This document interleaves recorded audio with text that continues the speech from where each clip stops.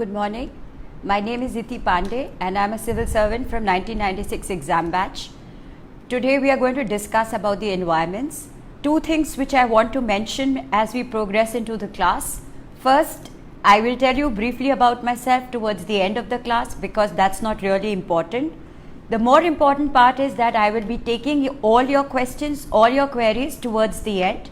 We are right now trying to understand from where the entire question paper and syllabus of the third paper for UPSC main exams is going to come. So environment is part of the third paper. It started in 2013 after the second option was removed. The third paper includes economics, it includes agriculture, it includes environment, and it also includes security. The overall two subjects which are the basis of this paper are economics and geography. So far as the environment part is concerned, without a basic understanding of geography, it is not possible to attempt the paper on environment. Reason being, most of the papers and most of the topics in the environment are being covered by geography. For example, climate is an essential part of geography. तो आप physical features पढ़ते हैं, physical features के बाद आप relief पढ़ते हैं. Relief में आपका climate पूरी तरह से आता है, किस तरह से physical features आपके climate को affect करते हैं. After that you learn about vegetation. How does a vegetation cover over a period of time give rise to basic biological and physical structures? Another part of geography. फिर हम जिस तरह से management करते हैं, जिस तरह से स्ट्रक्चर्स बनाते हैं, उनका क्या इफ़ेक्ट होता है हमारे टेरेन पर, हमारे फिज़िकल जो हमारे पास लैंडमार्क्स हैं उनके ऊपर किस तरह का असर होता है, वो भी हमें पता चलता है.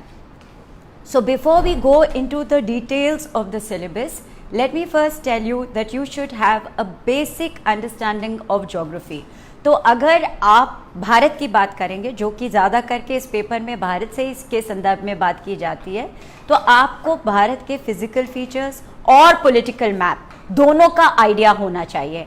अगर आपके पास इसमें कोई कमी हो तो आप सवाल का जवाब ठीक से नहीं दे पाएंगे. जैसे कि India is known as a subcontinent. Why is it known as a subcontinent and why not a country? Because you find all the features of a continent in the country itself.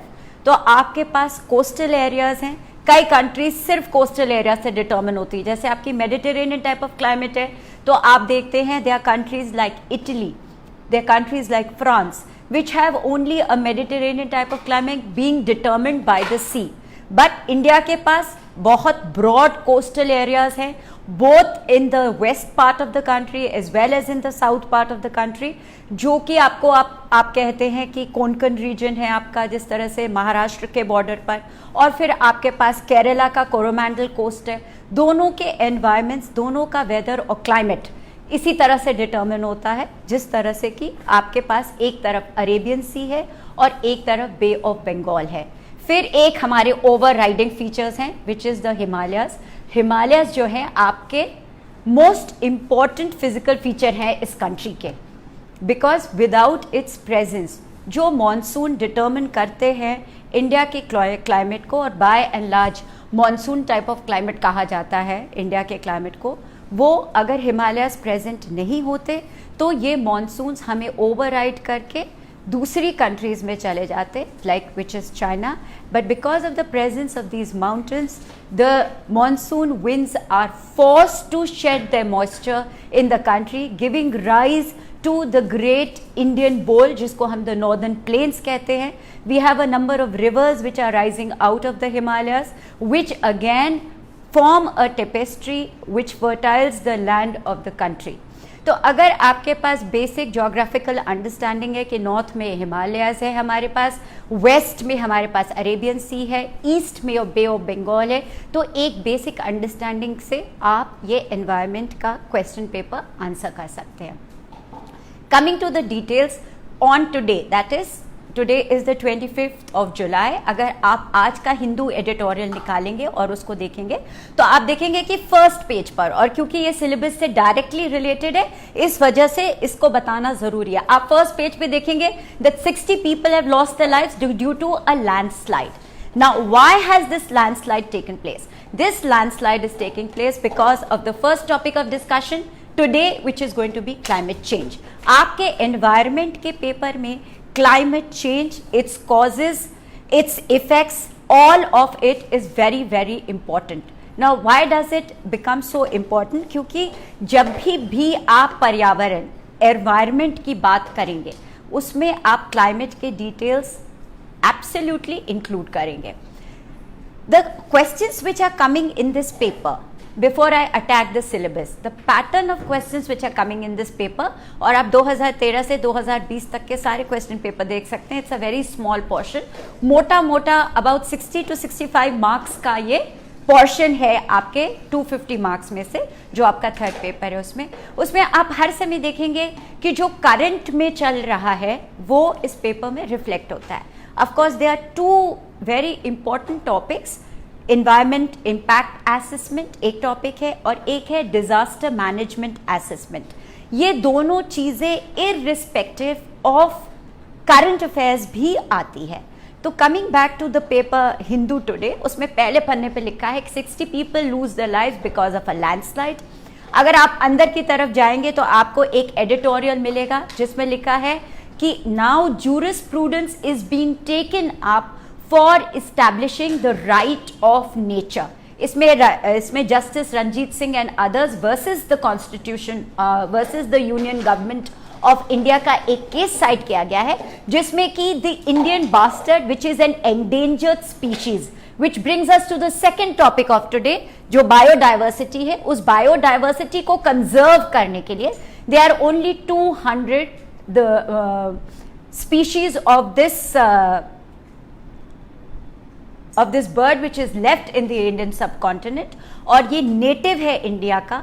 और राजस्थान और गुजरात की government को कहा जा रहा है कि आप जो बिजली के तार ऊपर से ले जा रहे हैं उसमें आप इस प्रकार की सुविधा प्रोवाइड करिए ताकि बर्ड्स इन वायर्स में ट्रैप ना हो सके, और जहां तक हो सके आप ये cable wires underneath the earth ले जाइए।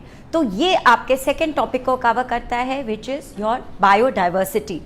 Now you come to the environmental pollution. अगर आप इसी में अंदर जाएंगे तो आप देखेंगे कि एक वार्निंग इशू की जा रही है जिसमें लिखा जा रहा है कि जो महाराष्ट्र के स्लम एरियाज हैं वो अब एक डेथ ट्रैप बनते जा रहे हैं।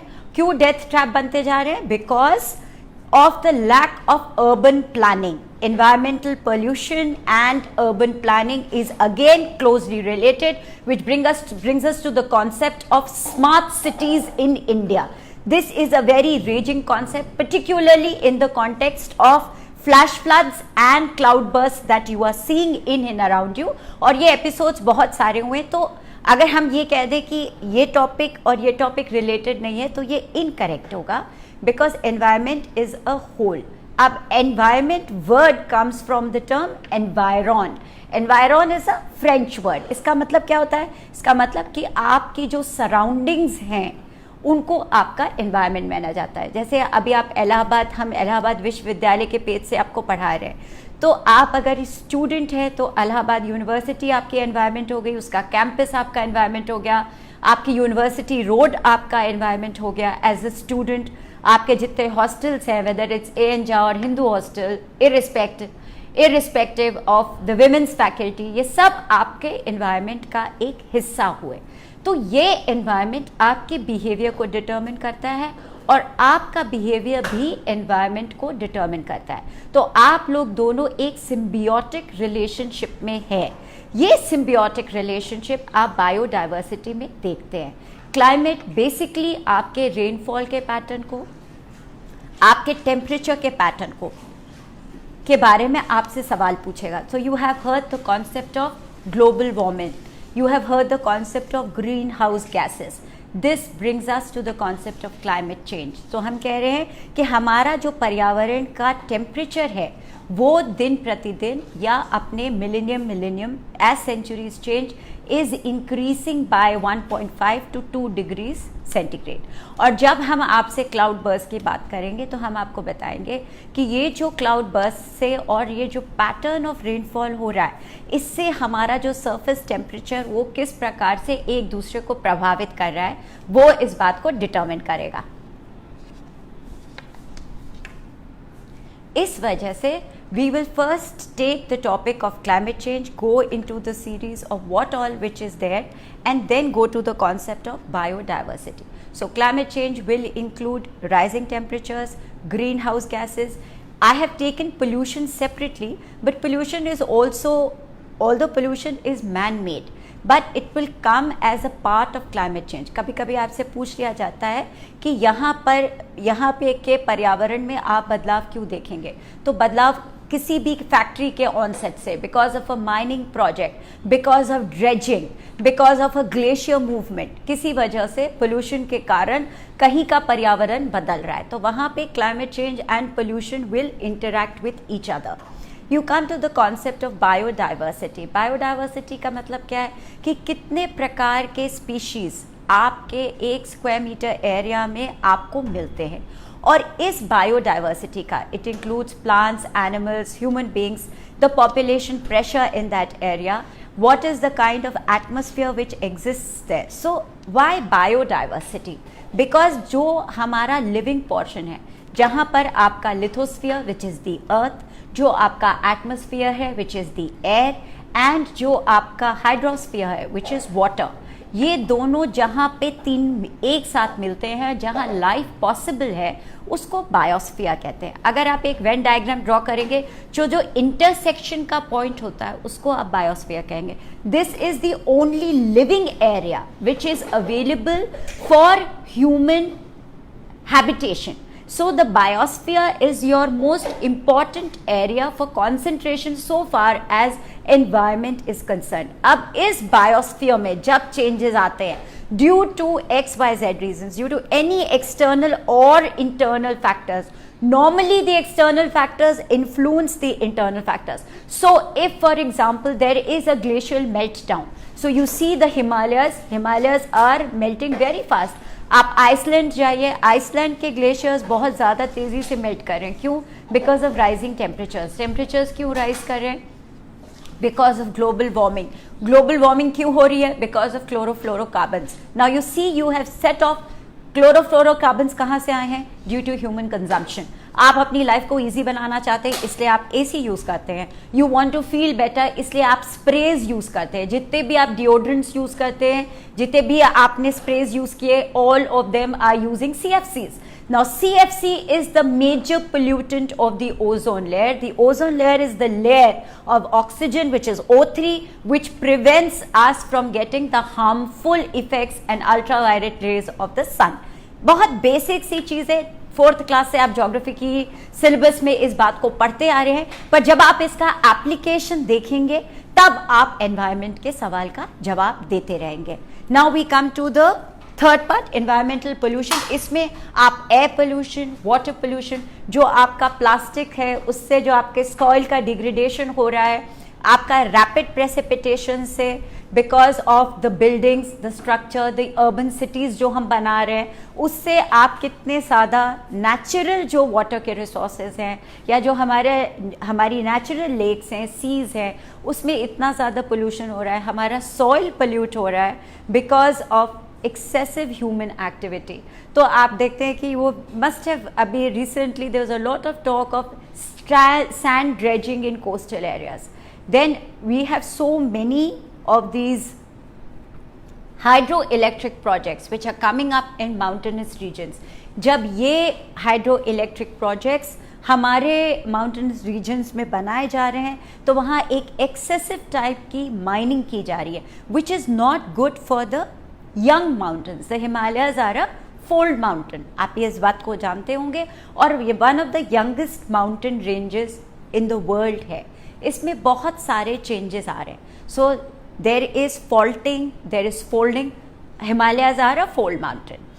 तो अगर फोल्डिंग के बाद फॉल्टिंग होती है which takes place due to earthquakes in the region, तो ये सारी जो कंपाउंड होती है issues, they start with human activity, and human activity and its interference results in pollution of the environment. तो कभी कभी आपको डायरेक्ट क्वेश्चन आता है, जैसे कि आप एक जगह, मेरे ख्याल से इन 2020 ओनली और इन 2019 देर is a question on clean air, and आप किस प्रकार से क्लीन एयर सिस्टम्स इस्टेब्लिश करते हैं. Then there is a whole concept of green energy. So everywhere, just like all other questions, because I want to take away that fear of the environment from inside all of you. Environment is not anything special, just that the focus of attention is different. आप वही शायद सारे सवाल पहले भी 2013 के पहले भी जवाब देते होंगे, बट एक ज्योग्राफी के कॉन्टेक्स्ट में, एक ज्योग्राफिकल कॉन्टेक्स्ट में देते होंगे. बट अभी आप ये सारे जवाब एनवायरनमेंट के रिलेशनशिप में दे रहे हैं, जहाँ कि आप अवेयर हैं कि ये आपकी सराउंडिंग्स हैं, और इस सराउंडिंग में अगर आप एक्स एक्टिविटी करते हैं, जैसे कि आप माइनिंग करते हैं, जैसे कि आप ड्रेजिंग करते हैं, या फॉर एग्जांपल आप हाइड्रो इलेक्ट्रिक प्रोजेक्ट लगाते हैं, या कोई आप इंडस्ट्री इस्टेब्लिश करते हैं, जैसे for example cement industry is considered one of the biggest pollutants of the environment, but can we stop the use of cement?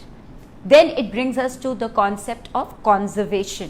मैंने आपके लिए कॉन्जर्वेशन अलग से नहीं लिखा, इसमें आप एक कॉन्सेप्ट पढ़ते होंगे in situ and ex situ. ना इन सीटू क्या होता है? जब आप कंजर्व करते हैं नेचुरल एनवायरनमेंट में, तो आपके जितने नेशनल पार्क्स हैं वो सब इन सीटू एनवायरनमेंट में है. और एक्स सीटू कब होता है? जब आप जानवर को वहाँ से बाहर निकाल लाते हैं और उनको जू में पालते हैं, तो आप उनको एक्स सीटू करते हैं. सो what is the basis of conservation? The basis of conservation is that on this earth we have lost about 1 million species of plants and animals, and that we are losing these species per day. अगर आप Google करेंगे तो आपको बहुत सारा data मिलेगा on the loss of species in and around our biosphere. That is not important. What is important is that why are we losing those species and how can we stop? So how can we conserve? तो जो आपके पास बहुत सारे questions project tiger पर आते हैं, आप उसमें पढ़ते हैं कि क्या ये नेशनल पार्क्स हम जो बना रहे हैं और यहाँ के जो ट्राइबल लोगों को डिस्प्लेस कर रहे हैं, या जो लोकल कम्युनिटीज़ को हम डिस्प्लेस कर रहे हैं, वो क्या एक करेक्ट अप्रोच है कंजर्वेशन के लिए कि नहीं? तो like any other question, you have to give your answers weighing your pros and cons. You have to critically assess. अब क्रिटिकल असेसमेंट क्या होता है? क्रिटिकल असेसमेंट में आप पॉजिटिव्स भी लिखते हैं और नेगेटिव्स भी लिखते हैं. Don't feel shy to write if there is a negative impact of something. For example, अगर आप एक हाइड्रो इलेक्ट्रिक प्रोजेक्ट के बारे में लिखेंगे तो आपने एक कॉन्सेप्ट पढ़ा होगा, एनवायरनमेंट में अक्सर आता है, which is the concept of sustainable development. अब सस्टेनेबल डेवलपमेंट एक स्टॉकहोम में कॉन्फ्रेंस हुई, उसके बाद से ये कॉन्सेप्ट आया सस्टेनेबल डेवलपमेंट का. पर हम इसको अगर ट्रेस बैक करेंगे तो हम वैदिक एज और बुद्धिज्म और सबसे रिलेट करके एक कॉन्सेप्ट निकालते हैं कि हम भी जिए और दूसरों को भी जीने दें. So you live and let live वाला जो कॉन्सेप्ट है, both these concepts are interrelated. Sustainable development means that we should not stop development. Development has to take place because we as a human race have to progress. But how should this development be? The development should be such that today what we are able to enjoy, we let our future species or the future generation also enjoy the same quality of life. Now, is that really possible with the way in which we are going? That needs to be questioned, and that needs to be the crux of your answer. So if you are building up a hydroelectric project, जैसे हम अभी Chamoli district में जो 7 फरवरी के बाद floods हुए, उनके लिए हम जो बात करेंगे, जो विष्णु गंगा प्रोजेक्ट है, तो क्या ये विष्णु गंगा प्रोजेक्ट रैनी विलेज में बनाना चाहिए था despite the opposition by the local residents? And it is the same spot जहाँ पे लैंडस्लाइड अभी दी है, जो कि 1968-69 में हुई थी, जब Gauri Devi started the Chipko movement in 1970 in Raini village. तो अब आप इसको कैसे, इस बात को क्या कहेंगे? आप कहेंगे hydroelectric projects are important for the generation of electricity. बिना इलेक्ट्रिसिटी के प्रोग्रेस नहीं हो पाती। There are certain aspects of your life which are require electricity. अगर आप कोविड सिचुएशन में देखेंगे तो आपके सारे ventilators have to run on electricity. अगर आपके पास बिजली की सप्लाई नहीं है तो आप बहुत से ऐसे काम नहीं कर सकते जो कि otherwise are essential for human existence. तो हमें सेल्फ सफिशिएंट होना है हाइड्रो पावर में, but how should it be? We shouldn't take big multi mega hydroelectric projects for these regions. Why? Because these hills are young hills. इसमें अभी भी faulting हो रही है, अभी भी folding चल रही है. There is seismic activity, which means earthquakes are still there at the ground level. Underneath the ground, there is a lot of molten lava which is ready, which is there, which is causing these movements. तो इस तरह के flux situation में हमें mining बिल्कुल नहीं करनी चाहिए. हालांकि जो हाई कोर्ट था उत्तराखंड का, उसने कहा भी कि mining activity should completely be stop, but नहीं हुआ. So when we talk of sustainable development, we have to see कि how much megawatt of power is actually required for local consumption, how much are we giving it away to the private sector just to make profits, and ultimately what is the cut off point between development and sustainable development and our survival. That is the basic question which you are going to be repeatedly asked in the environment paper. Now we come to the concept of environmental impact assessment. और जैसे हर चीज़ भारत में बाहर से import करके लाई गई है क्योंकि हमें अपनी सभ्यता के बारे में कोई ज्ञान नहीं है, वैसे ही environmental impact assessment एक western concept है और एक नीपा करके लॉ बना है USA में 1970 में. आप भी इसके बारे में पढ़ सकते हैं. तो what is this national environment protection act बनाया यूएसए ने. बट अगर आप हिस्ट्री पढ़ेंगे एनवायरमेंटल इम्पैक्ट असेसमेंट की, the first time this concept was used by Canada जब वो अपने प्रोजेक्ट्स बना रहा था. And if you look eight Canada, you see that there is a high rise in temperature and a lot of melting of snow caps in and around the Alaska region and in and around Canada. तो environmental impact assessment में क्योंकि there is a lot of mining in Canada being done, तो they wanted to protect the environment. It is a very positive approach. अब environmental impact assessment का question 2020 में क्यों आया? क्योंकि जो हमारा 2006 की पॉलिसी थी EIA की, उसमें गवर्नमेंट एक चेंज ला रही है. तो ये चेंज पर अभी फीडबैक डिस्कशन चल रहा है. It almost this environmental impact assessment of 2020 has almost done away with everything which was there in 2006. It is very anti-environment if you really go into the pros and cons of it. So you have to read that act in detail. अभी इसमें discussion चल रहा है, शायद इस वजह से आपसे ये सवाल 2020 में पूछा गया. But environmental impact assessment, as we progress and we become a signatory to the Paris Agreement, and जो UNCTAD की रिपोर्ट है, जितना ज़्यादा हम अपने कार्बन फुटप्रिंट्स को कवर करना चाहेंगे और जितना ज़्यादा हम लेवरेज करना चाहते हैं कि we are not a big polluting country as compare to the developed nations, हमारे लिए EIA की रिपोर्ट बहुत इंपॉर्टेंट हो जाएगी. Why is EIA as a concept being used by India? It's not because we have become very conscious about the environment.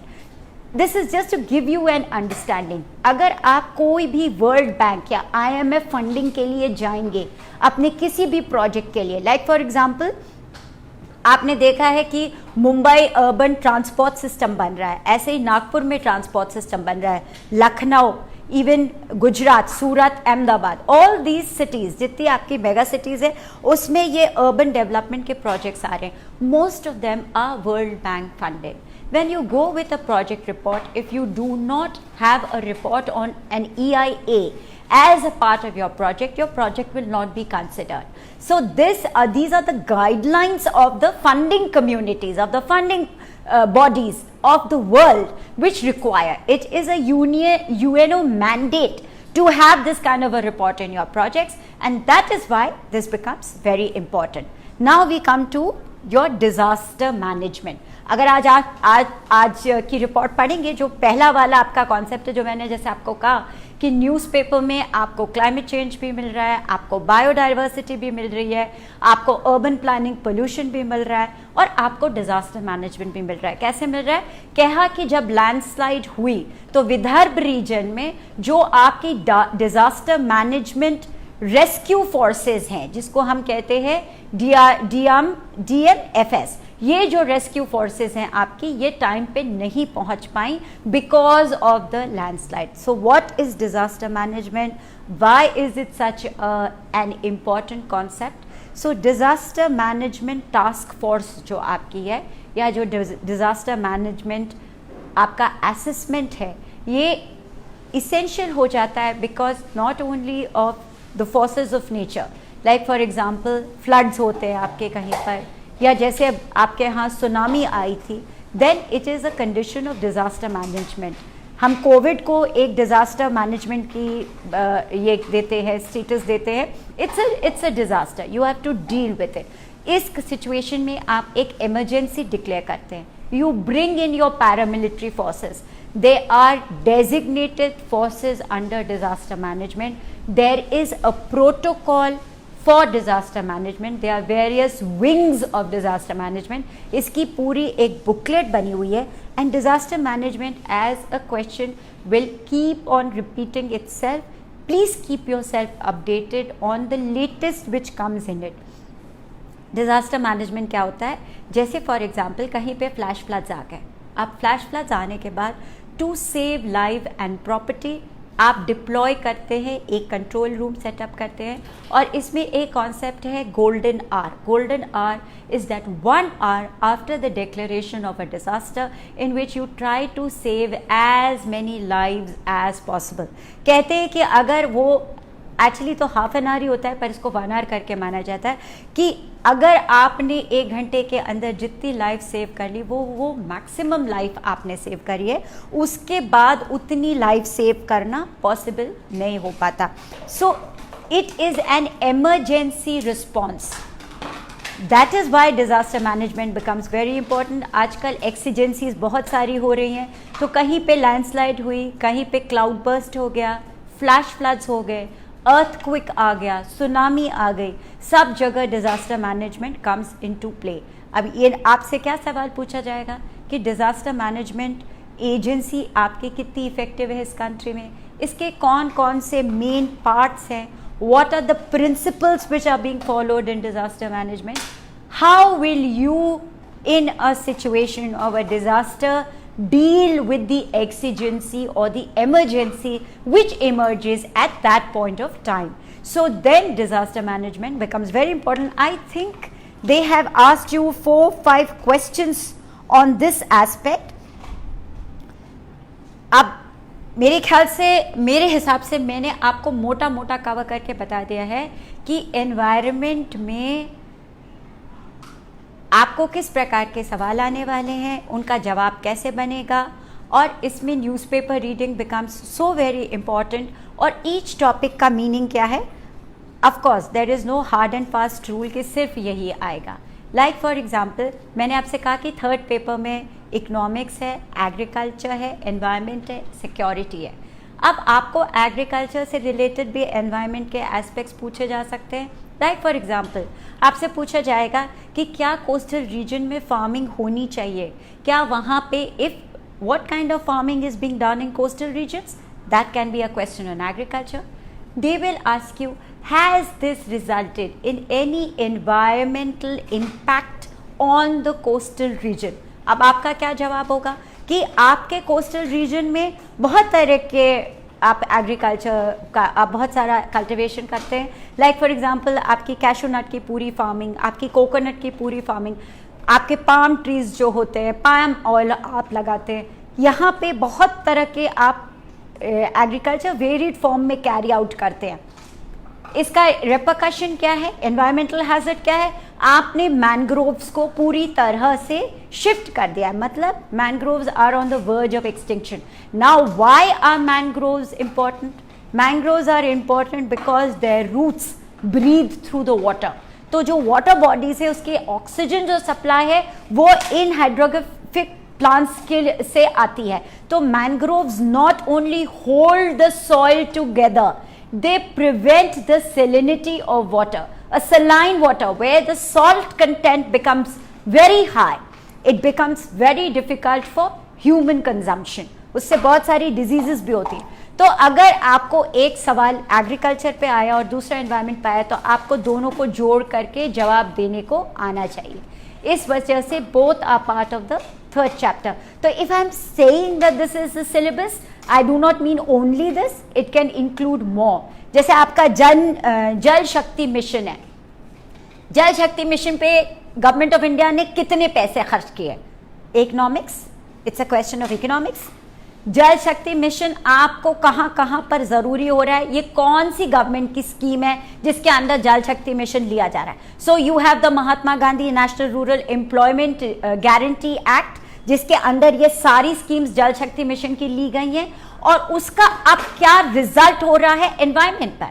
So what has basically मेनेग्रा done? अगर आप जो है नेशनल रूरल एम्प्लॉयमेंट प्रोग्राम को देखेंगे तो जितनी भी आपने वर्क लिए हैं for Jal Shakti mission, like for example construction of ponds, like construction of बांध्स, construction of water boundaries, construction of ponds, better soil retention of water, water harvesting, ये जितने भी सारे concepts हैं they are all related to environmental conservation.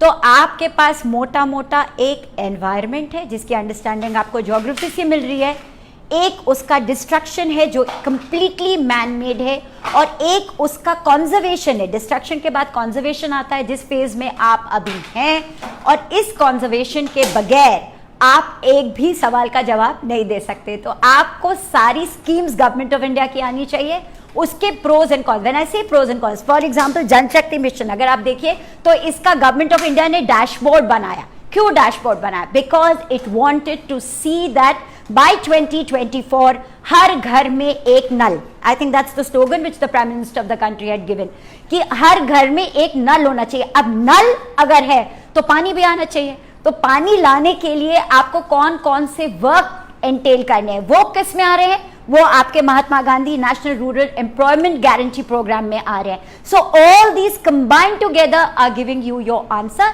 If you miss a point somewhere then you are going to lose a mark, that's all. So what is important is that you should know how to make your linkages in an answer. You should know from where the question is coming.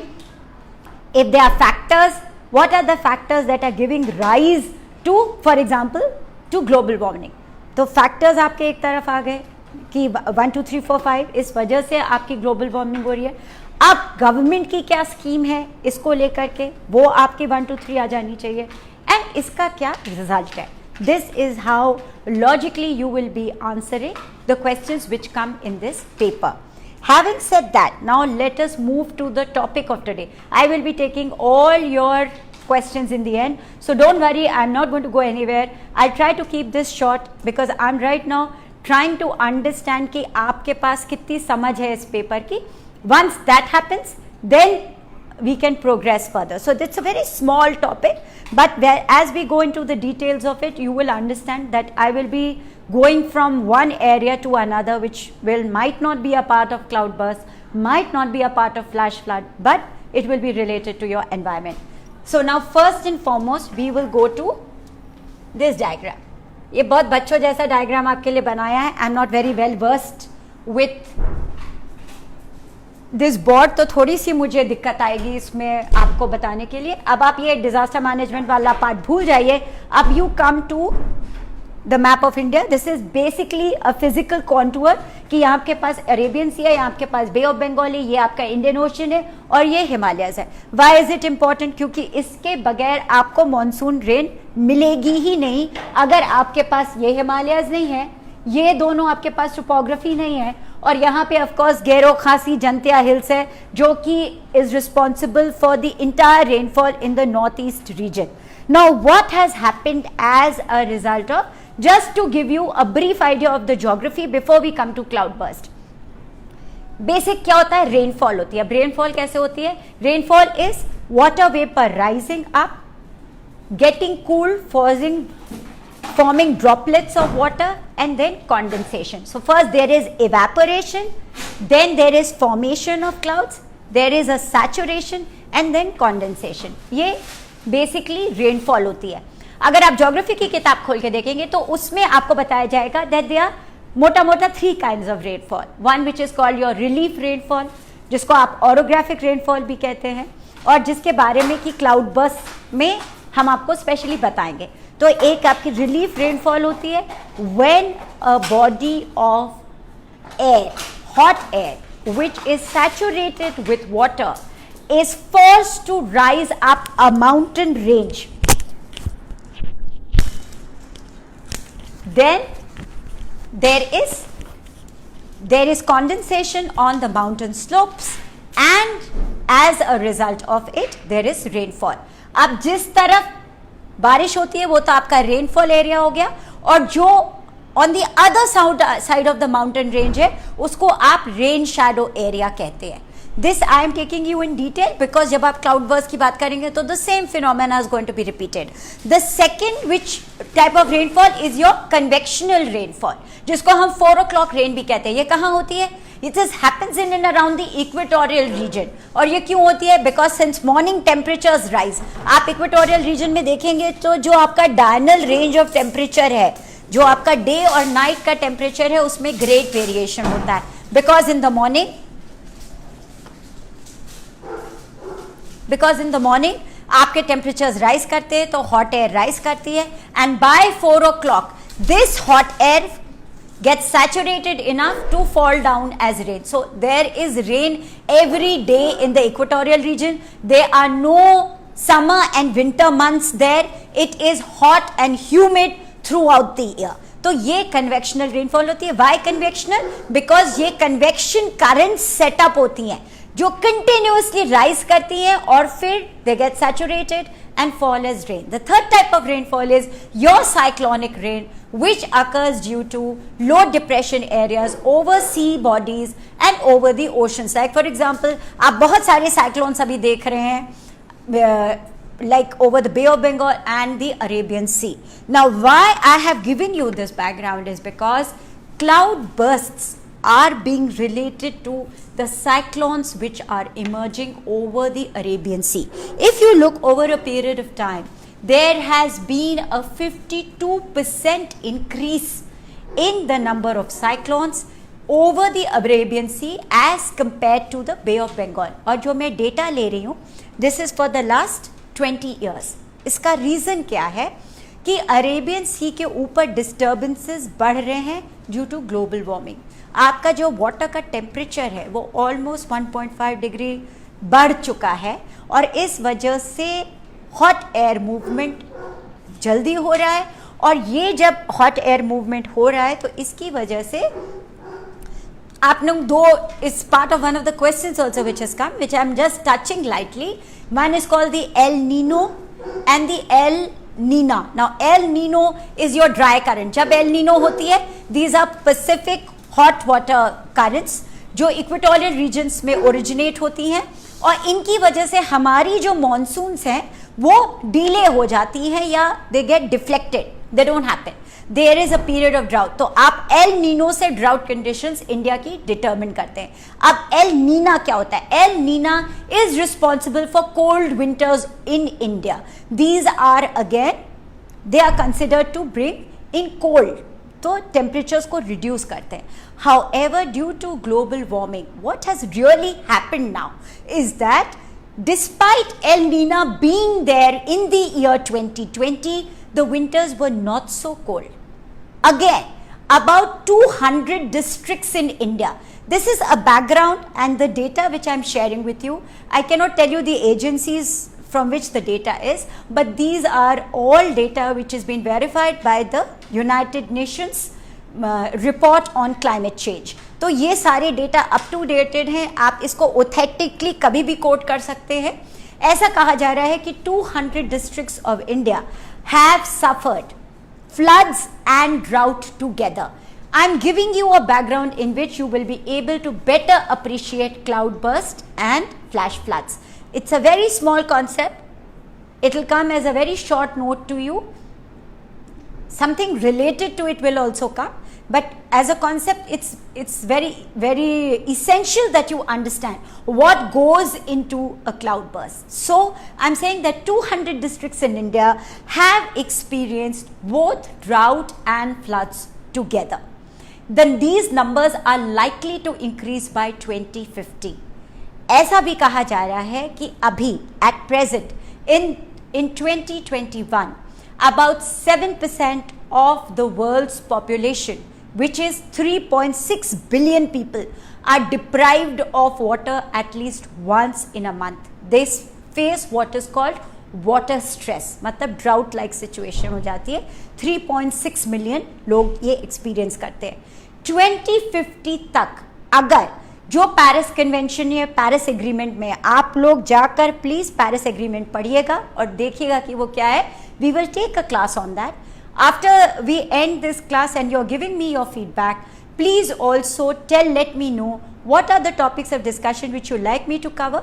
I have my own rule book to follow, but if there's some topic which you think should be taken up first, we will take that first. So in the Paris Agreement, it has been decided that both the developed and the developing nations will try to curb the rising temperatures up to 2 degree centigrade. तो surface temperature 2 degree से ज़्यादा नहीं बढ़ेगा, पर अगर हम इस Paris agreement को अपने आप से रीफॉर्मुलेट करके 1.5 डिग्री पे क्लब करते हैं, तब 2050 तक जाकर के about 5.6 billion people will be facing this water stress. जो मैं आपको डेटा कोट कर रही हूँ, ये एक मैगजीन है down to earth. Down to earth में बहुत पुराने सारे पब्लिकेशंस भी आते हैं और नई भी हर महीने की आ रही है। When ever you get an opportunity, flip through the pages of Down to Earth. A lot of it has been covered by the Economic Times, a lot of it has been covered by the Hindu, the Mint, coverage from the NDTV, coverage from India today, ये सबको combine करके आपको ये मैं पढ़ा रही हूँ। This is not to tell you the scope with which we do our research work before presenting it to you, this is to tell you a background from where you can also pick up and start reading, because you are a student, you have the capacity to do more. So it is expected that you become aware about your environment and read up all these places. Going back to the 5.6 billion people who are going to face this water stress, if we are able to plug in this temperature increase from 2 degrees to 1.5, we can reduce this number by about 50%. अब ये important इसलिए हो जाता है क्योंकि आपने recently सुना होगा that over a period of time in Himachal Pradesh, in Uttarakhand, in Mumbai, in Maharashtra, a lot of areas are facing cloud burst. एक नॉर्मल रेनफॉल होती है, नॉर्मल रेनफॉल और क्लाउड बर्स्ट में बहुत फ़र्क नहीं है, दोनों ही रेनफॉल है. What sets it apart? Now, how does rain occur? Rain falls when there is evaporation.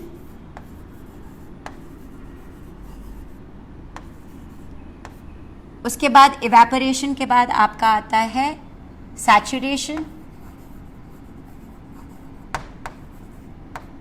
और उसके बाद होता है आपका condensation.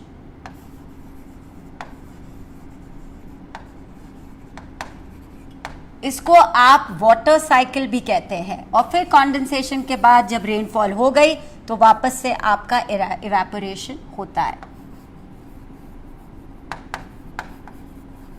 Now what is happening in normal? This is the normal cause कि hot water vapor rises, it goes up, gets saturated, forms droplets which are your clouds. When the cloud is not able to hold all the water droplets, it condenses and it falls as rain. But what is a cloud burst? Cloud burst is not the bursting of a cloud. In a cloud burst, the hot water vapor which is rising up and rain which is falling down, this is preventing this from falling. आप समझिए कि बारिश हो रही है, but क्योंकि hot air currents इतने speed से ऊपर जा रहे हैं कि वो इस ड्रॉपलेट्स को वापस से सोख लेते हैं. वापस से सोखने के बाद वो और ड्रॉपलेट्स बनाते हैं, and when it is not able to hold again, the droplets fall as torrential rain, creating a cloud burst. So cloud burst में सबसे इंपॉर्टेंट क्या है? Suddenness of the rain. It comes like a storm. It's a rainstorm.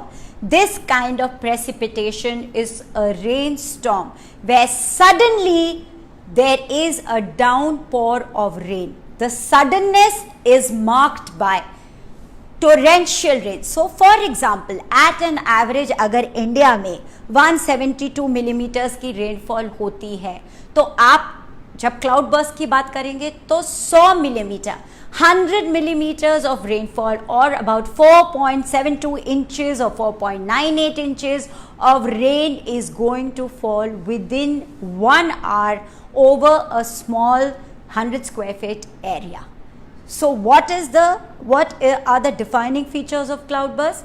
Defining features of cloudburst are that it is a rainstorm, it is accompanied by thunder and lightning. The second part which sees is its suddenness. It is all of a sudden there is heavy rainfall over a small area, resulting in disruption of life.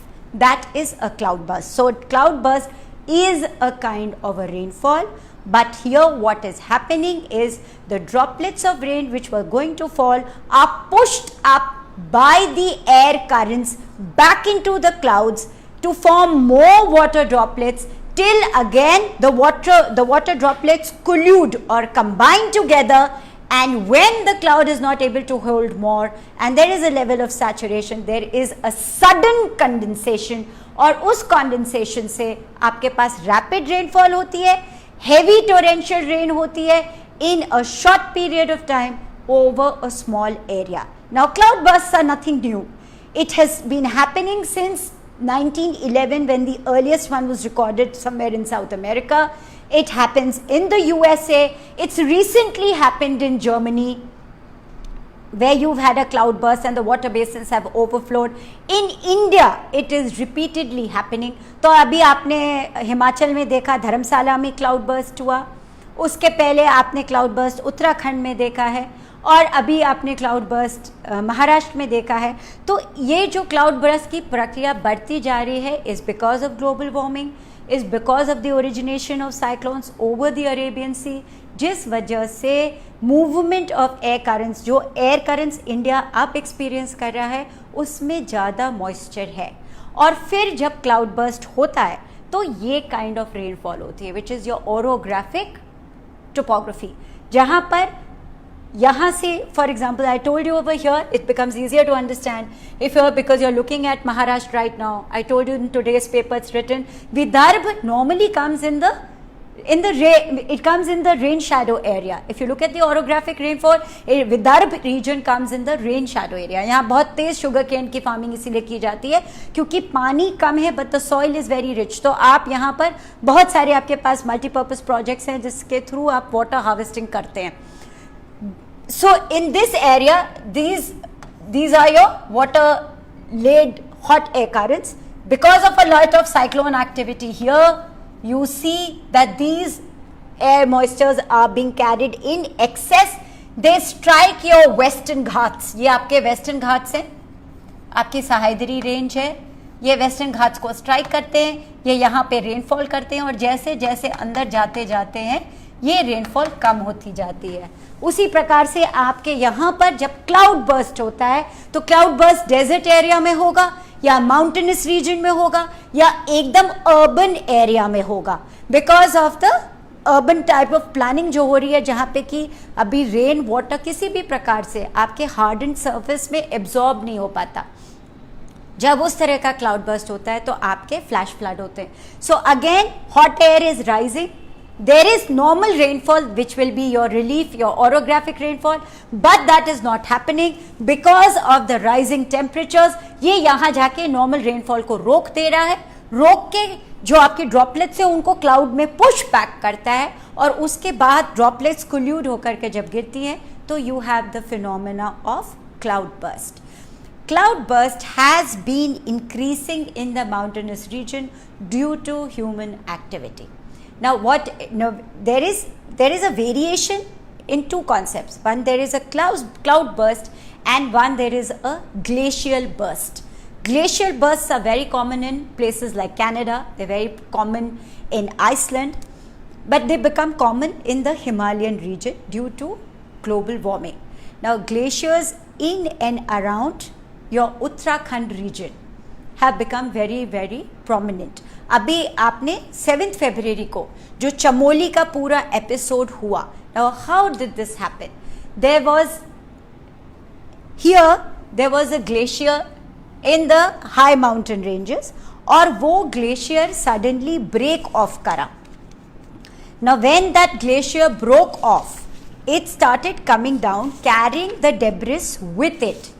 इसकी वजह से जो आपकी Alaknanda river है उसमें problem आई, और उसकी वजह से you had an entire area being flooded, and two very big hydel projects. One is your Tapovan Vishnugad hydro power project, और एक आपका जो है Rishi Ganga hydro electric project. ये दोनों प्रोजेक्ट्स आपके अफेक्ट हुए. I just give you a brief inline of this hydroelectric project. This has come as a separate question in many of your previous papers in the third paper, but I am relating it to your cloudburst and to your flash floods because it becomes easier for you to understand how these concepts originate. तो कैसे हुआ कि there is a place called the Ponti Peak जो 6029 metres above sea level पे located है. यहाँ पे 5600 metre पर एक हैंगिंग ग्लेशियर था. ये जब गिरा 40 डिग्री एंगल पे ये नीचे स्लोप डाउन करने लगा. जब ये स्लोप डाउन करने लगा तो इसकी डेब्रिस के साथ इसने एक आर्टिफिशियल लेक बनाई. कहाँ?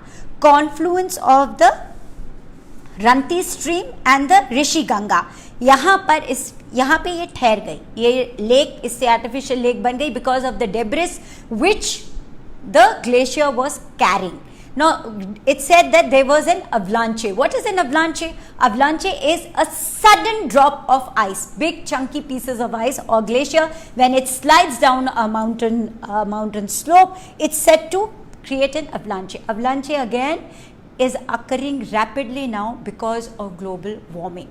So when this glacier was coming down, it collided with the Rishi Ganga hydro electric project. पहले उसको वाइप डाउन किया और फिर नीचे आए, और नीचे आकर के यहाँ पर फ्लैश फ्लड्स हो गए because of the debris it was carrying, because of the Rishi Ganga, because of the water in the Alaknanda. दोनों की वजह से फ्लैश फ्लड्स आए, और फ्लैश फ्लड्स आकर नीचे की तरफ जो आपका Tapovan Vishnugad hydro power project है इसको इसने पूरा वाइप आउट कर दिया. आपने टीवी पे देखा होगा कि आपकी नेशनल डिज़ास्टर मैनेजमेंट टीम बहुत ज़्यादा टनल में जाकर लोगों को बचाने की कोशिश करी, but as on date in Chamoli district in Reni village 200 people have disappeared and they have not yet to be found. Now, when this glacier came down, there was no cloudburst, but it resulted in something called flash floods, which brings us to the second concept of the day today. What is a flash flood? Is it related to cloudburst, or do flash floods happen anyhow or anywhere? Flash floods, one of the effects of cloudburst is flash floods. But flash floods can happen anyhow. What is the meaning of a flood? अब floods आपके होते हैं whenever a water body overshoots its boundaries. तो कोई river है वो swell कर गई तो भी floods होते हैं आपके. कोई pond या lake है जिसमें excessive debris आ गया, excessive siltation हो गया, या man made कोई भी चीज़ उसमें dump कर दी गई तो overflow कर गया अपने बैंक को, तो floods आते हैं. You have tsunami. In the sea you face the tsunami, which is a huge tidal wave because of an earthquake or volcanic activity taking place in the bedrock of the sea. So when that happens, you also have floods. So floods can be fluvial floods, they can be coastal floods, they can be pluvial floods. So when they are fluvial floods, they are normal fluvial floods. कहीं पे water level rise करता है river का, तो कभी कभी आपके hydro electric projects जितने हैं उसमें आप वाटर को छोड़ते हैं, इसको कहते हैं you let go of the water reservoirs once in a while. That results in flooding. What is your pluvial floods? Pluvial floods are your flash floods. What is the mark of a flash flood? Flash flood, again, very sudden. They happen in the interiors, not necessarily around a lake or a river. It happens due to torrential rain. So a cloud burst can cause a pluvial kind of a flash flood. Like for example, this glacier avalanche. A glacier is coming down, offsetting the water which is present in the river, making it overflow, and the flash flood is sudden. It takes away with it all the trees and the man-made structures around it. A lot of people lose their lives. So the suddenness of it is one of the hallmarks of a flash flood. अब क्योंकि ये interiors में हो जाता है, जैसे for example अभी landslide हुई, लैंडस्लाइड पूरी की पूरी आपकी जितनी मड थी वो आपकी वाटर बॉडी में चली गई, वाटर बॉडी ओवरफ्लो हो गई, again flood like situation occurs and the roads are full of water, you are not able to move out of your homes, so it is an emergency kind of a situation. आपके train के tracks remove हो जाते हैं, highways रुक जाते हैं, ये सारी फ्लैश फ्लड्स के इफ़ेक्ट्स हो हैं. फ्लैश फ्लड कब होता है? जब टोरेंशियल रेन हो, नॉर्मल रेन भी हो, but if that rain is taking place over a long period of time, then you have normal floods. जैसे आप कहते हैं ना कि गंगा बढ़ रही हैं, आपकी बढ़ती चली जा रही है इलाहाबाद में, फिर आप कहेंगे कि पूरा रसूलाबाद भर गया है. Rasulabad is your low lying area, gets filled in first जैसे ही बारिश ज़्यादा होती है, but that's not a flash flood. A flash flood will happen when there is a sudden downpour like a cloud burst, or due to a meltdown, or due to excessive salination, sedimentation in a water body. There is an overflow of water and the water does not find a way to drain itself. So flash floods are the repercussions of an urban environment, or what we call a carpeted or created environment. अब यहाँ पर क्या है, आपके पास सिर्फ concrete grounds हैं. Most of the mud ground is gone.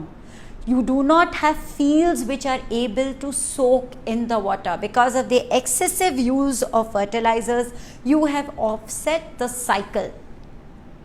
जैसे आपने एक कॉन्सेप्ट है, अगर आप सिलेबस देखेंगे इसमें पोल्यूशन में, तो एक है आपका डेजर्टिफिकेशन, उसी के संग संग एक है टॉपिक आपका eutrophication. And what is eutrophication? Eutrophication is the normal cycle by which the soil is set. तो आपका phosphorus होगा, nitrogen fixation होगा, oxygen generation होगा. This is your eutrophication cycle. तो eutrophication cycle becomes very important. But अगर आप इतना excessive fertilizer use करेंगे तो water already जो आपके पास है वो पूरा soak in हो जाता है, फिर वाटर पर्क्यूलेशन फर्दर नहीं हो पाता.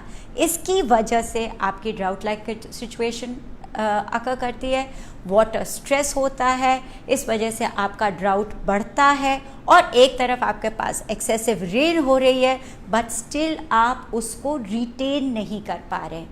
इस वजह से water harvesting becomes very important. Now you see the kind of artificial conservations that we have to intake when we are growing our cities by leaps and bounds. Going back from nature, we are going towards a created environment, and when we go towards a created environment, we do not have the normal atmosphere, the normal environment, normal soil for absorption of this excessive rain. फिर क्या हो जाता है, फिर एक status को maintain हो जाता है. आपके फ्लैश फ्लड्स होते हैं until the water recedes on its own. There is no way in which you can stop these floods. So we stand as helpless scapegoats witnessing the event.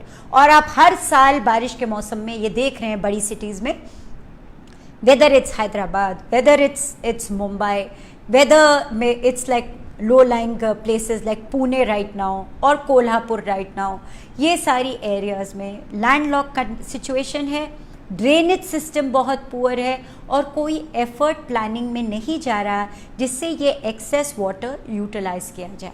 तो आपको cause पता चल गया, क्लाउड बर्स्ट क्यों होता है, फ्लैश फ्लड क्यों होता है, इसमें क्या क्या फैक्टर्स इनबिल्ट हो जा रहे हैं वो आपको पता चल गया, इफेक्ट आपको पता चल गया। Now you have to look for the solution of these problems. So in times to come, the bottom line of both cloudburst and flash flood is that your monsoon cycle is going to change. Now when your monsoon cycle is going to change, it means that आपका monsoon cycle जैसे जैसे बदलेगा, इसका मतलब क्या है कि जो पैटर्न ऑफ मॉनसून था कि हम कह देते थे अब एल नीनो हो गया, इस बार बारिश नहीं होगी, ऐसा नहीं है। एल नीना हो गया इसका मतलब हमारे टेम्परेचर्स नीचे गिर जाएंगे, ऐसा भी नहीं होगा।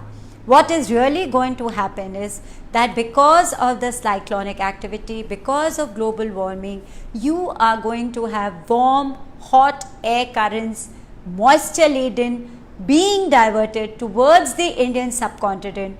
There is going to be episodes of cloudburst, episodes of excessive rainfall, and the same area will experience a drought once this convection current, which has been set in by the cyclonic activity over the sea, gets over. तो आपको जो onset of monsoon है शायद delayed हो जाए, एक excessive rain pattern follow होगा। जैसे कह रहे हैं कि अभी महाराष्ट्र में जो नॉर्मल रेनफॉल है उससे 29% ज़्यादा बारिश हो चुकी है। थोड़े दिन में आप सुनेंगे कि यहीं पर सूखा पड़ रहा है और पौधों के लिए पानी नहीं है। इसका क्या मतलब है? इसका मतलब ये है बारिश हो रही है but there is a run off, कहीं भी वाटर रिटेन नहीं हो पा रहा because of the concreteness of the ground, because there is no water percolation. इसका result twofold, flash floods. Second, your water table will go down. It has gone down.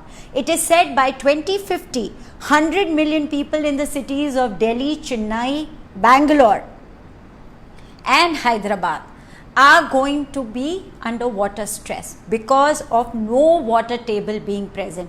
आपने इतना concrete jungle in cities को बना लिया है कि यहाँ पे कोई वाटर एब्जॉर्प्शन अब सॉइल में नहीं हो रहा। अगर वाटर एब्जॉर्प्शन सॉइल में नहीं होगा तो उसके दो इफ़ेक्ट्स होते हैं, इमीडिएट इफ़ेक्ट्स। एक, आपका वाटर टेबल रिचार्ज नहीं होता, आप और नीचे जाते हैं वेल खोदने के लिए और पानी तक पहुंचने के लिए तो आप बहुत सारी मोटर पंप लगाते हैं। मोटर पंप तो आप इलाहाबाद में भी लगा रहे हैं, वहाँ का भी वाटर टेबल बहुत नीचे गिर गया है।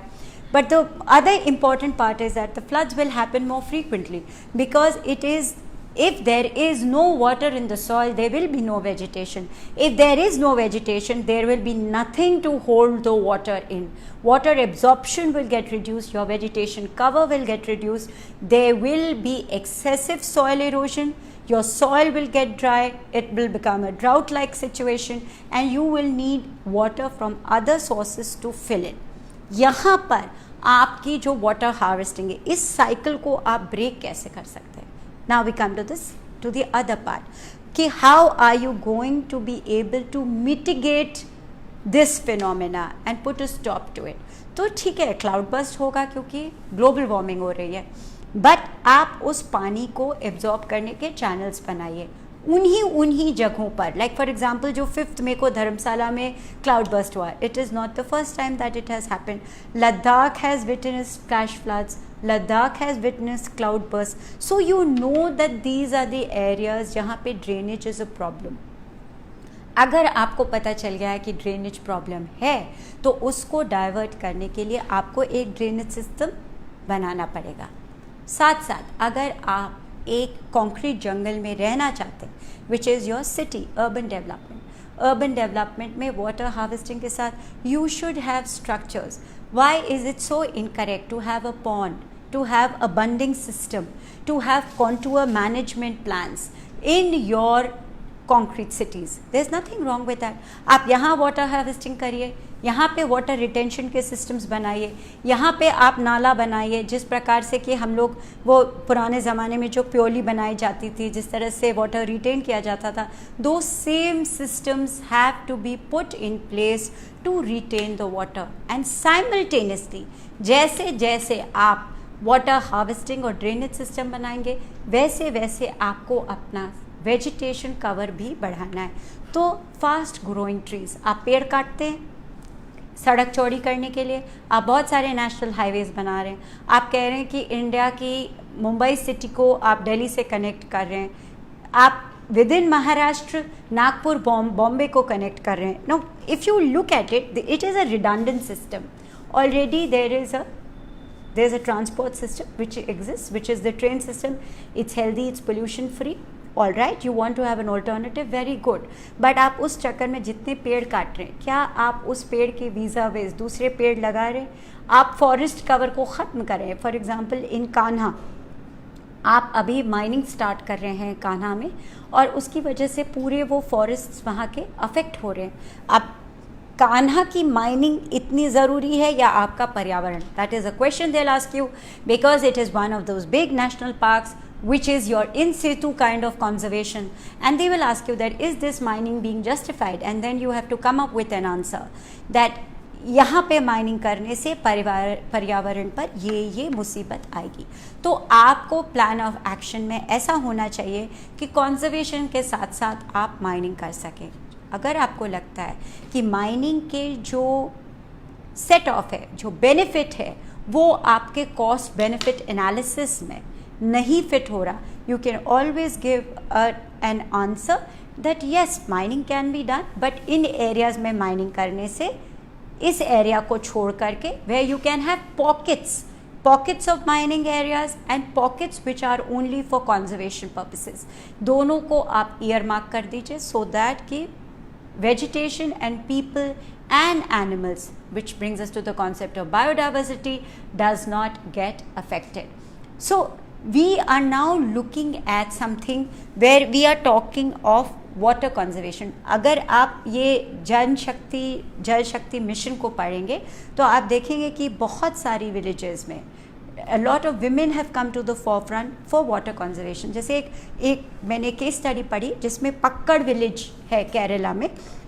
यहाँ पर women, there are a group of 15 women who go out and dig a well. जहाँ पे की वाटर क्राइसिस होती है वो वहाँ वेल बनाते हैं, पर वेल के साथ साथ वो वहाँ पे एक बांध भी बनाते हैं, जिसकी वजह से वाटर कंजर्वेशन हो रहा है, वाटर टेबल का लेवल बढ़ रहा है, और आगे चल के वहाँ पर रेनफॉल नॉर्मल होती जा रही है, और वाटर रेनफॉल हो भी रही है और ग्राउंड लेवल पे एब्जॉर्ब भी हो रही है. This they have done under the Mahatma Gandhi National Rural Employment Generation Program. और इस तरह की चीज़ें आप, एक विलेज है जालौन में जहाँ पे कि उन्होंने वाटर कंजर्वेशन किया बंदिंग सिस्टम लगा करके, एक जगह जहाँ पे उन्होंने पॉन्ड कंस्ट्रक्ट किया है, मल्टीपल क्रॉपिंग मेथड से भी वो कंजर्व कर रहे हैं सॉइल को और वाटर रिटेंशन की तरफ वर्क कर रहे हैं. सो जो आपके कंजर्वेशन के मेजर्स होते हैं, वो सॉइल इरोजन हो, वाटर डिप्लीशन हो, एफॉरेस्टेशन के इश्यूज हों जहाँ पे कि डिफॉरेस्टेशन हो रहा है, more or less they will be the same. That is the point which I am trying to make. So what you will learn in one area will come over to the next area. Coming back to the Chamoli disaster where the glacial avalanche happened, this village, which is called the Rani village, went for a public interest litigation in 2007 to control the mining activity of this Vishnugarh hydel project. और court ने, high court ने order भी दिया कि यहाँ पे आप mining नहीं करिए, अगर आपको ड्रेजिंग करनी है माउंटेन्स की तो नॉर्मल कॉस्ट में करिए, माइनिंग करके माउंटेन्स को मत उड़ाइए. But this decision was not taken seriously by the administration, resulting in this kind of an avalanche, resulting in this kind of flash floods and loss of life. Why Raini village is very upset with the government of India is because it's the same village which in 1969-1970 started with the Chipko movement realizing कि landslide 68 में वहीं हुई जहाँ से पेड़ काटे गए थे। और क्योंकि ये विष्णुगढ़ प्रोजेक्ट आपका हाइड्रो इलेक्ट्रिक प्रोजेक्ट है, वो उसी एरिया में आ रहा था जहाँ पे लैंडस्लाइड हुई थी, इस वजह से they did not want this project to take place. And जब गवर्नमेंट ने इंसिस्ट किया 2010 में कि नहीं ये प्रोजेक्ट वो करेंगे ही, तो भी इन्होंने पब्लिक इंटरेस्ट लिटिगेशन करके माइनिंग एक्टिविटी को बंद करने की कोशिश की, which was ignored by the private contractors. Again, a case in point for the students when you write an answer, that for every developmental project there is the report of environmental impact assessment.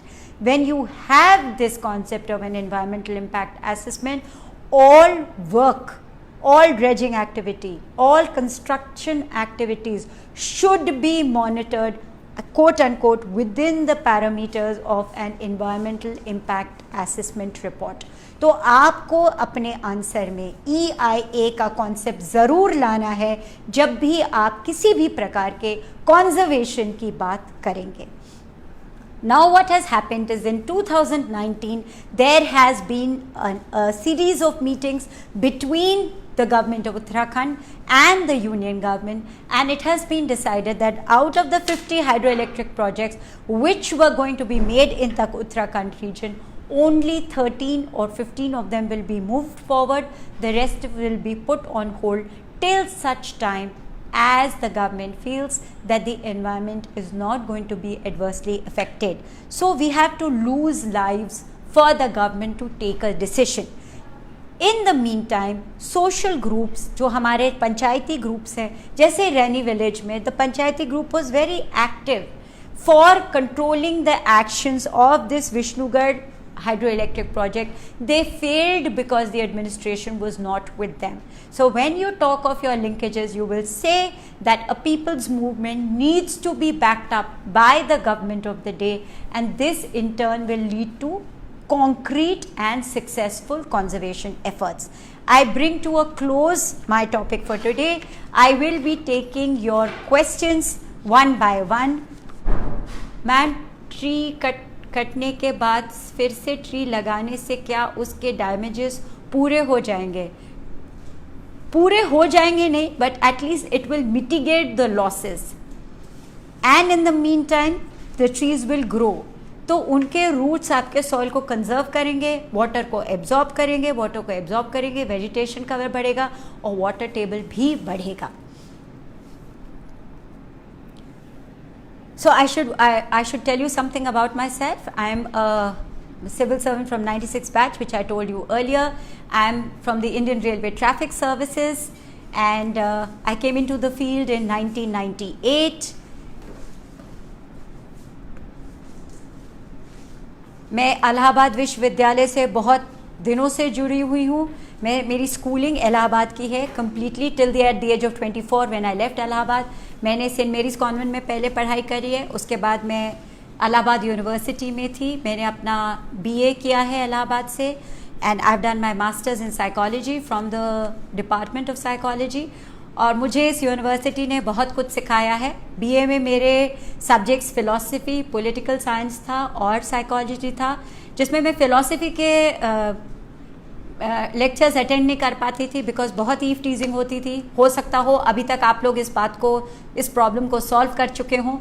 That did not affect my desire to study philosophy. I was able to do that, but I have a love for my department of psychology. I still think कि मेरी जो personality आज उभर के आई है और मैं जो भी कुछ बनी हूँ is because of my relationship with this department. और यहाँ की टीचर्स का जो सपोर्ट मेरे साथ रहा है और अभी तक है, वो मेरे ख्याल से आगे तक जाएगा. मेरे मेंस के सब्जेक्ट्स थे साइकोलॉजी एंड एंथ्रोपोलॉजी.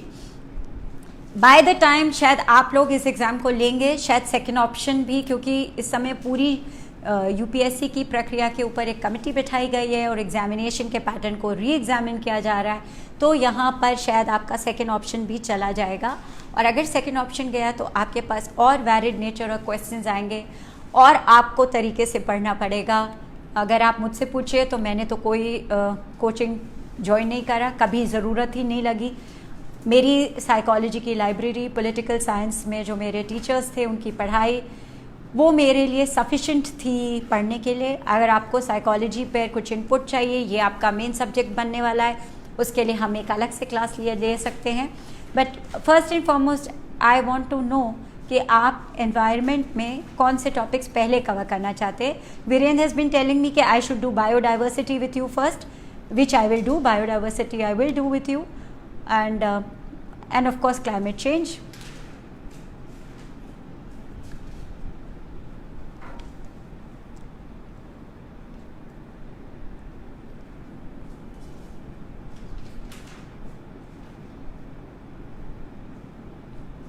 अगर आपका मुकुल पूछ रहे हैं कि एनवायरमेंटल इम्पैक्ट असेसमेंट एक हाइड्रो इलेक्ट्रिक प्रोजेक्ट में कैसा होगा, तो चलिए लेट्स टेक उत्तराखंड। उत्तराखंड में आपके पास जो कुमाऊं हिल्स हैं वो कच्चे माउंटेन्स माने जाते हैं। They are considered to be the youngest part of the Himalayas और they are called the lower Himalayas. अभी ये माउंटेन्स पूरी तरह बने नहीं हैं।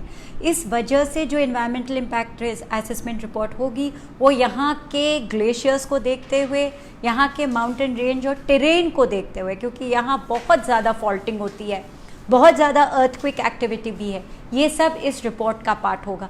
अगर मैं आपको स्पेसिफिक्स करके दूंगी तो let me come to environmental impact assessment के स्पेसिफिक्स क्या होते हैं। स्पेसिफिक्स में आपको उस एरिया का क्लाइमेट, यहाँ पे इट्स अ माउंटेन रीजन, तो summer winter range, the annual range of temperature, फिर उसका वेजिटेशन कवर, वहाँ पे किस प्रकार की माउंटेनस रेंज है, कितना डिफॉरेस्टेशन, कितना फॉरेस्ट कवर है, कितना आइडल फॉरेस्ट कवर होना चाहिए, फिर रिवर सिस्टम्स, कौन कौन सी रिवर सिस्टम है और इस प्रोजेक्ट को लाने से ये रिवर सिस्टम का क्या इम्पैक्ट होगा। That again becomes a very part of your environmental impact assessment. And what are the advantages and the disadvantages, both are part of your EIA.